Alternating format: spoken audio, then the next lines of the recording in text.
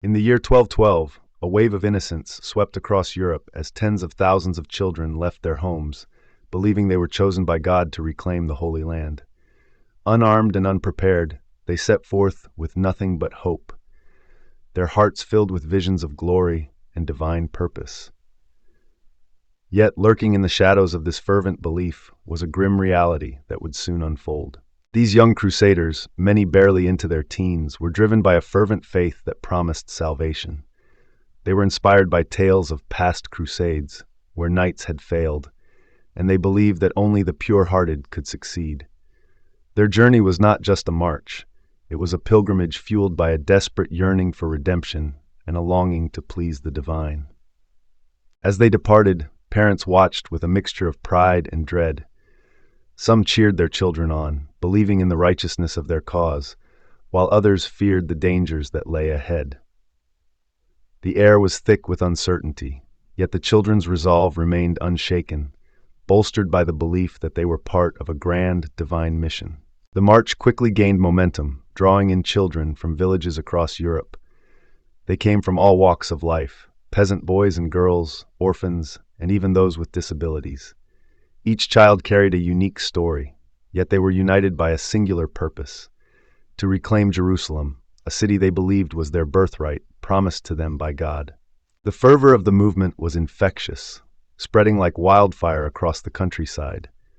Rumors of divine visions and prophetic dreams fueled the belief that these children were destined for greatness. Their leaders, charismatic figures who claimed to speak for God, inspired them to press on, even as the reality of their journey remained obscured by naivety. Yet, as these children marched, they were blissfully unaware of the challenges that awaited them. The path ahead was fraught with peril, and the innocence that propelled them forward would soon be tested. What began as a hopeful journey toward a sacred goal would soon reveal the dark undercurrents of human ambition and suffering. The Children's Crusade was not merely a quest. It was a reflection of a society in turmoil, a desperate response to the failures of the adult world. As famine and despair gripped Europe, these children sought to reclaim not just a city, but a sense of hope and purpose that had long eluded their elders. Their journey was both a testament to faith and a tragic foreshadowing of what lay ahead. As the children advanced, the question loomed larger: how could an entire movement, born from innocence and faith, lead to such unimaginable suffering? The answer lay in the complexities of human nature, the fragility of hope, and the dark realities that often accompany blind belief. The march was just beginning, but the shadows were already gathering. With each step, they moved further from their homes and deeper into the unknown. The promise of divine intervention echoed in their hearts, yet the path ahead was shrouded in uncertainty. Would their faith be enough to shield them from the horrors that awaited, or would their innocence become a tragic casualty of a misguided crusade? In the early 13th century, Europe was gripped by despair. Famine ravaged the land, and failed crusades left scars on the collective psyche. Villages lay in ruins, and the air was thick with desperation and hopelessness. Amidst this turmoil, apocalyptic sermons echoed through towns and cities. Clerics preached that only the pure-hearted could reclaim the Holy Land, igniting a flicker of hope among the suffering populace, especially the youth. In Germany, a young boy named Nicholas emerged as a beacon of faith. He claimed to have received a vision from God, inspiring those around him to believe that they were destined for greatness in the face of adversity. Simultaneously, in France, another child prophet named Stephen began to draw followers. His words, filled with divine promise, resonated deeply with the hearts of the impoverished, igniting a fervent desire for change. As Nicholas and Stephen gained momentum, the idea of a children's crusade began to take root. Parents watched in horror as their children became swept up in the fervor, torn between fear for their safety and a longing for salvation. The movement transcended social classes, uniting children from all walks of life. Peasants, orphans, and even disabled youths joined the throngs, believing they were chosen to fulfill a divine mission where knights had failed. Rumors spread like wildfire, fueled by the desperation of the times. Tales of miraculous visions and divine intervention captivated the imagination, leading many to abandon their homes in search of a promised land. As the movement grew, so did the sense of urgency. The belief that only the innocent could succeed where the mighty had failed became a rallying cry, igniting a passion that would soon spiral beyond control. With each passing day, the march toward the Holy Land became an unstoppable force. The seeds of the Crusade had been sown, but the path ahead was fraught with uncertainty, and the true test of faith was yet to come. In the summer of 1212, a wave of fervor swept across Europe. Children, driven by visions of divine purpose, began to gather in towns and villages, their faces alight with hope and determination. Many believed they were destined to reclaim the Holy Land, their innocence a shield against the trials ahead. As they congregated, the atmosphere buzzed with excitement, a palpable energy igniting the hearts of the young and the desperate alike. Nicholas of Cologne stood at the forefront, his voice rising above the crowd. He preached of miracles and divine intervention, captivating listeners with tales of faith and redemption. His followers, a mix of peasants and runaways, hung on his every word, their resolve strengthening. Parents, torn between pride and fear, watched helplessly as their children were swept away by the tide of belief, uncertain of what lay ahead. In France, Stephen of Cloyes emerged as another beacon of hope. His sermons echoed through the fields, drawing children from distant villages. The promise of a divine mission resonated deeply in a land ravaged by famine and despair. As news of his call spread, more joined the throng, abandoning their homes and families, believing they were part of a sacred journey that would change the world. As the numbers swelled, the march took on a life of its own. Children of all ages from all walks of life began to walk together, united by a single purpose. Their laughter and shouts filled the air, mingling with the sounds of rustling leaves and distant church bells. Yet beneath the surface, a sense of urgency grew as whispers of doubt and fear began to creep into the hearts of some. Parents, desperate to protect their children, attempted to intervene. Some offered pleas, while others resorted to physical restraint, but the pull of faith proved too strong. The children, fueled by the belief in their mission, pushed forward, undeterred by their parents' anguish. The sense of divine purpose overshadowed the fears of those left behind, igniting a fervor that felt unstoppable. As the procession grew, townspeople looked on in disbelief. Some joined the march, compelled by fear of divine retribution, while others simply watched as this unprecedented gathering unfolded. The sight of thousands of children marching together became a spectacle, a vivid testament to the power of faith.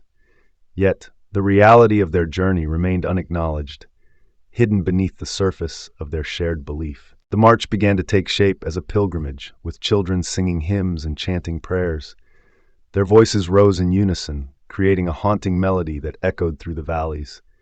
Each step forward felt like a step toward salvation, a collective heartbeat fueled by unwavering faith.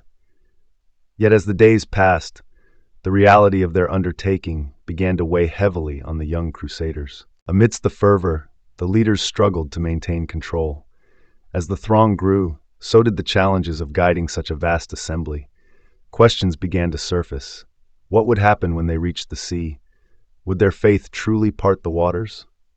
The leaders exchanged worried glances, sensing the fragility of their movement. Yet the children marched on, blissfully unaware of the trials that lay ahead. As the march continued, the sheer number of children became a force of nature, unstoppable and relentless. With each passing day, the dream of reclaiming the Holy Land drew nearer, even as the shadows of doubt began to loom. The gathering was more than a movement. It was a testament to the power of innocence and belief, setting the stage for the trials that awaited them on the road ahead. As the march progressed southward, the children faced the harsh realities of their journey. Starvation gnawed at their bellies, while the biting cold of the Alps seeped into their bones. The once vibrant hope began to dim, replaced by the shadows of despair. The relentless march took its toll. Exhaustion spread like a disease through the ranks as children stumbled and fell. Each step became a battle against the elements, and whispers of doubt began to circulate among the leaders. Amidst the struggle, the children encountered bandits lurking along the treacherous paths. Fear gripped their hearts as they faced not only nature's wrath, but also the threat of violence from those who sought to exploit their vulnerability. As the journey continued, bridges that once promised safe passage began to collapse under the weight of despair. The children were forced to navigate treacherous terrain, each step a reminder of their precarious situation. With each passing day, the fervor that once ignited their spirits began to wane. Questions of faith surfaced, and many began to wonder if they had been forsaken. The leaders struggled to maintain their authority as uncertainty grew. Villagers along the route watched in disbelief as the procession of children wound through their lands. Some offered food and shelter, while others turned away, fearing the consequences of aiding the lost souls. The relentless storms compounded their suffering. Rain turned dirt paths into quagmires, and many children fell ill.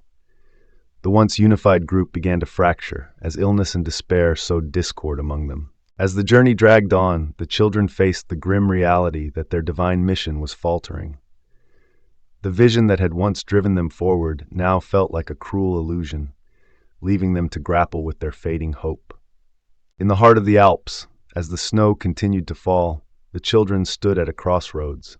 The path ahead was uncertain, and with it, their faith hung in the balance, teetering on the edge of despair.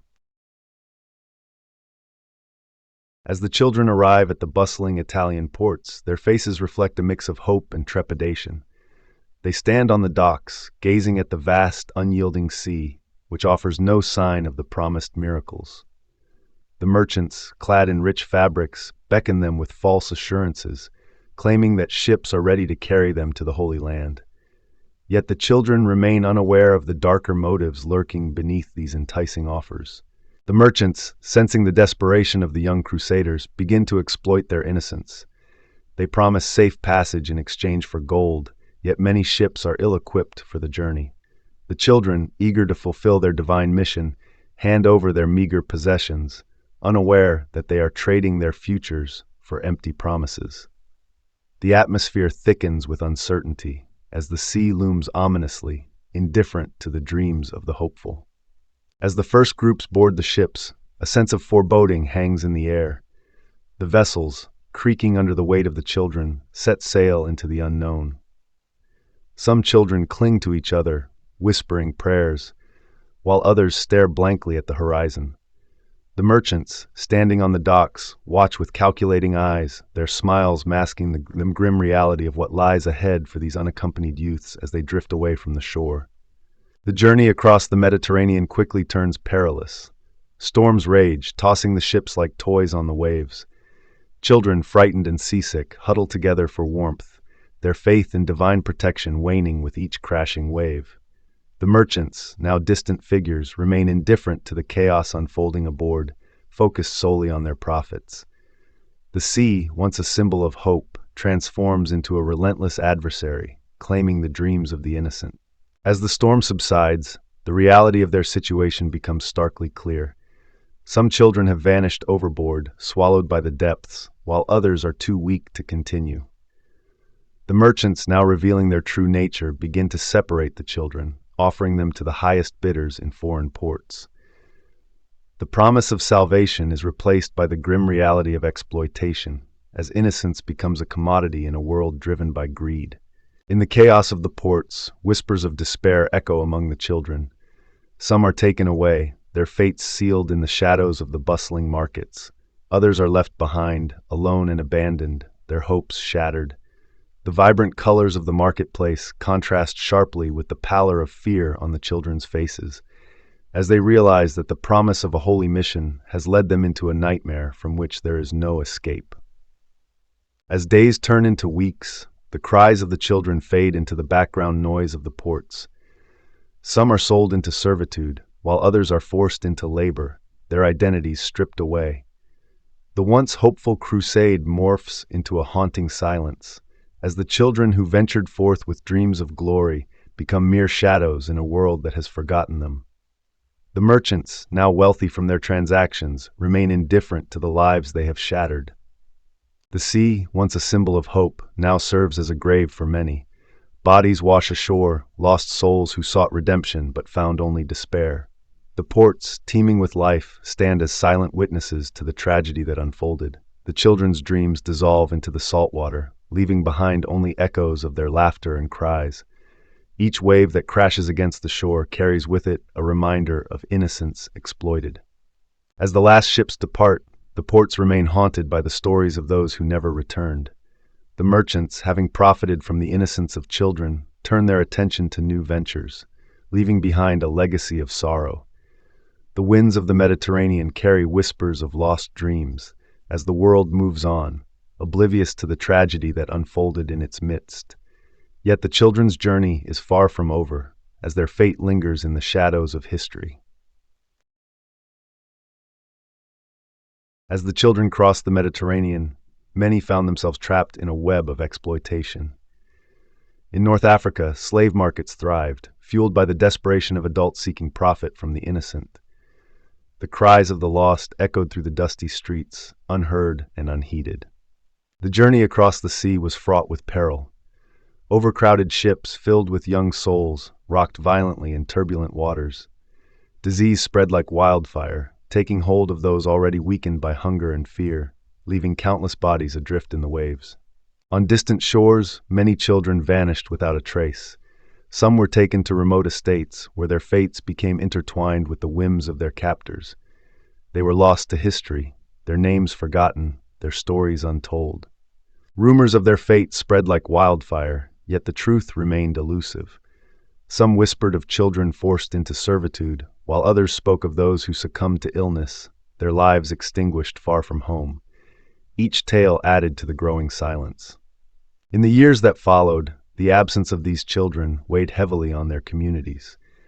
Families searched tirelessly, but the streets remained empty, echoing with the absence of laughter and life. Grief transformed into a haunting reminder of lost innocence. The clergy, once fervent supporters of the Crusade, now distanced themselves from the tragedy. They grappled with guilt and shame, their sermons growing quieter as the reality of the lost children became a burden too heavy to bear. Chroniclers attempted to document the events, yet their accounts varied wildly. Some blamed divine punishment, while others pointed fingers at political machinations. The truth was obscured, lost in the fog of time and the weight of collective sorrow. As the years turned into decades, the memory of the children faded into myth. Their stories became cautionary tales, warning of misplaced faith and the perils of blind belief. Yet the question remained, where had they truly gone? The silence surrounding their fate was deafening, a void that echoed through history. Each lost child represented not just a personal tragedy, but a collective failure of society to protect its most vulnerable. Their legacy, still waiting to unfold, looms ahead. In the wake of the children's disappearance, parents scour the streets of their villages, faces etched with despair. They call out names into the silence, hoping for a response that never comes. The once bustling marketplaces are now filled with echoes of loss, as families grapple with the void left behind. Clergy, once fervently supportive of the Crusade, now distance themselves from the tragedy. They gather in candlelit chapels, whispering about divine punishment and the folly of misplaced faith. The air is thick with uncertainty as they struggle to reconcile their beliefs with the grim reality unfolding before them. Chroniclers begin to document the unfolding nightmare, their quills scratching against parchment in dimly lit scriptoriums. They debate the causes of the Crusade's failure, attributing it to heresy, divine testing, or political manipulation. Each interpretation reflects the growing anxiety within a society grappling with its own conscience. As news of the children's fate spreads, communities are gripped by fear and suspicion. Rumors swirl like autumn leaves, suggesting that the innocent were led astray by darker forces. The fabric of society begins to fray as neighbors turn against one another, seeking scapegoats for the tragedy. The disappearance of thousands becomes a haunting symbol of collective failure. Towns once vibrant with laughter now echo with silence as families mourn their lost children. The streets are lined with empty homes, doors left ajar, a stark reminder of lives interrupted and dreams shattered. In the aftermath, the children's crusade transforms into a cautionary tale. Scholars and theologians debate its implications, warning of the dangers of blind faith and exploitation. The story spreads through taverns and courts, igniting discussions about morality and the responsibilities of leaders toward the vulnerable. As the years pass, the memory of the children lingers in the hearts of those left behind. Their stories become intertwined with folklore, a haunting reminder of innocence lost. Each tale serves as a warning, urging future generations to reflect on the consequences of misplaced hope and unbridled zeal. The scars of the Children's Crusade run deep, leaving a mark on the collective consciousness of Europe. As communities begin to heal, the search for answers continues, and the question remains, how could such a tragedy unfold, and what lessons must be learned to prevent history from repeating itself? In the years following the Children's Crusade, the haunting stories of lost children permeated medieval Europe. Chroniclers began to weave the tale into their writings, framing it as a cautionary narrative about misplaced faith and the exploitation of innocence. The echoes of the Crusade found their way into sermons delivered from church pulpits across the continent. Priests warned congregations about the dangers of blind faith, urging them to protect their children from false prophets and misguided zeal. Artistic interpretations of the Crusade began to emerge, capturing the innocence of the children and the tragedy of their fate. Painters depicted scenes of hope and despair, reminding viewers of the fragile line between faith and folly. As the years turned into decades, the tale of the Children's Crusade became a symbol of collective failure. It served as a reminder of the perils of exploiting innocence for grand ambitions, resonating deeply in the hearts of parents and leaders alike. The legacy of the Crusade also sparked debates among theologians who grappled with the implications of divine will versus human action. Was this tragedy a test of faith, or a consequence of human folly? These questions lingered in the air. In literature, the story of the Children's Crusade inspired countless writers.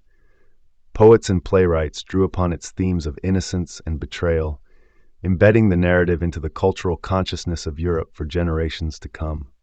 Centuries later, the Children's Crusade remains a poignant reminder of the vulnerability of youth.